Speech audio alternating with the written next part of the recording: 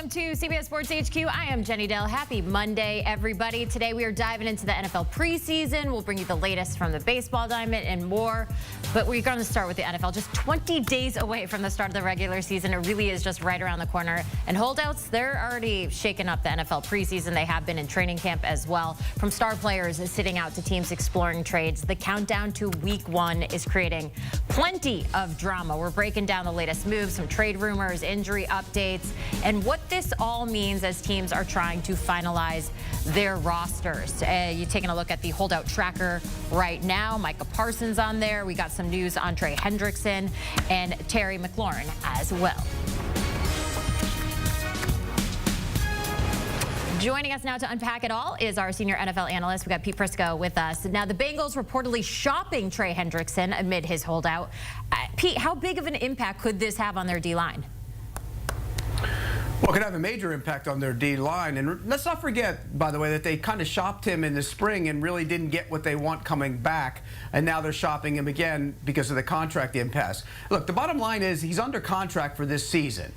People don't realize that. When you listen to a lot of pundits out there, all they talk about is, oh, the player's not going to play, he's not going to play. He'll play. He will play for the Cincinnati Bengals if they do not trade him or they do not give him a long-term contract extension. He will still be there for that one-year contract. Guys don't leave money on the table. I'm not worried about that. The long-term contract is tricky because of the recent extensions. Myles Garrett, $40 million, TJ Watt over that. And now you're looking at a guy who wants that kind of money, and he wants the same type of guarantees in the first couple of years. That would break the structure that the Bengals have in terms of giving out contracts, but they've done that already this year. They did it with T. Higgins and Jamar Chase. So I think this deal gets done. I think he gets an extension. I don't think there's a long list of teams that are willing to trade for Trey Hendrickson when you know what his contract demands are. That means you trade, they want a player and maybe a first-round pick, and then you have to give him $40 million a year. I don't think that's a good deal for any team out there. That's a lot of money and a lot to give up, but he did have back-to-back seasons with 17+ sacks. He also led the Bengals in sacks last season, so hopefully they can figure something out there. Keeping it with the Bengals tonight, they're taking another look at their first-round pick in Shamar Stewart. What are you watching for with him? Do you think he can make an immediate impact? Well, football instincts, that's the most important thing. We know he has athletic ability. He's amazing when it comes, you look at him and his ability to run and chase and hit, and he's big and he's physical. But he lacked the football instincts at Texas A&M. Are they better? He missed a lot of work this offseason in a weird contract dispute, and I think he needed to get to work. So I want to see how his football instincts have improved. He's late getting off the ball at Texas A&M. I want to see if he's better at that. There are a lot of things to look at. I'm telling you what. From a piece of clay, if you want to mold it as a player, he has everything you want except the football instincts, and that's usually the toughest thing for him. So let's see if he can start translating those into becoming a productive defensive end. Reps out there certainly going to help with that. Now, on the quarterback front, we're hearing, actually, that Jaden Daniels, Joe Burrow will play tonight. What does that tell you about just their readiness heading into this season? Well, I think for the Bengals, it tells you that they want to be ready at the start of the season. You know, they've had bad starts to seasons, and that's impacted them in a big way. And I think they want to get off to a better start.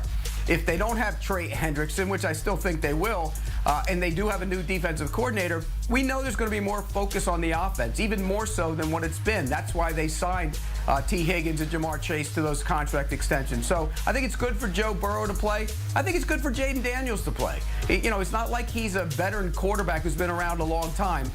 He needs to play. He needs to get acclimated with some of the new teammates, Deebo Samuel, guys like that, the new left tackle, Laramie Tunsil, and whether those guys play will be determined. But I think it's all a learning process, and the more you play, the better it is. The more you play, the better it is. That's a nice quote there, Pete Prisco. I want to ask about the Commanders right now. Reportedly listening to trade offers for running back Brian Robinson Jr. Is this purely a business move? Do you think there's more behind it? How do you think this one plays out? Well, I think they're going to kind of do things differently when it comes to the running back position if they do trade him. You know, they have guys that they can use a bunch of different ways, like Eckler, Deebo Samuel can get in the backfield, and so you pedal them. But again, the running back market, there's a lot of good young ones that were drafted. There's a lot of teams that don't necessarily need a running back. You know, people have linked him to some teams like the Cowboys should go after him. Give me a break. They drafted a couple young ones. You don't trade for older running backs and give up draft picks to go get him. So I think he'll end up staying in Washington and be a part of that football team. So far, all the guys we're talking about, you think they're going to just end up staying where they're at? Is that just like, are there any players out there that you feel like are on the trading block right now that are going to make moves? Well, I mean, there's obviously guys on the market. I mean, you look at teams that have overloads at certain positions are going to try and, peddle those guys before they have to cut them. And, you take a look at the Jacksonville running back situation. They have 4 running backs. Will they decide to trade one of them?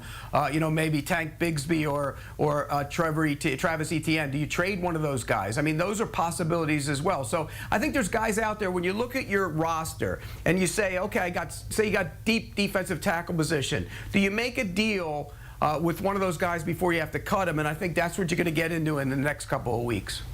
All right, last but not least, before we let you go on this topic, Matthew Stafford is still dealing with that back injury. Sean McVay is set to speak later today. What are you hearing? What's the latest you're hearing? How concerned should Rams fans be at this point?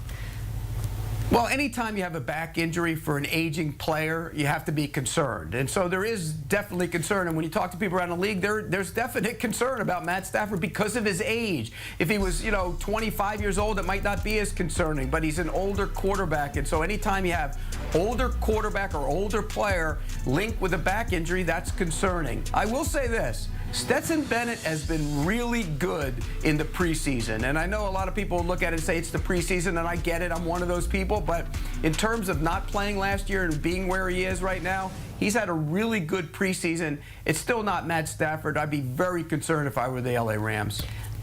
You look at, his numbers, though. He's only missed 3 games in the last 5 seasons. So, hopefully he's able to recover from this. But as you said, bad backs and age, it's not a good combination. Pete, thank you so much for breaking down all of that info. Always great, the insight that you have as we prepare for this NFL season. And it all starts on September 7th. The NFL on CBS. We're going to have some big games, big storylines, and all the action that you want on CBS and streaming on Paramount+.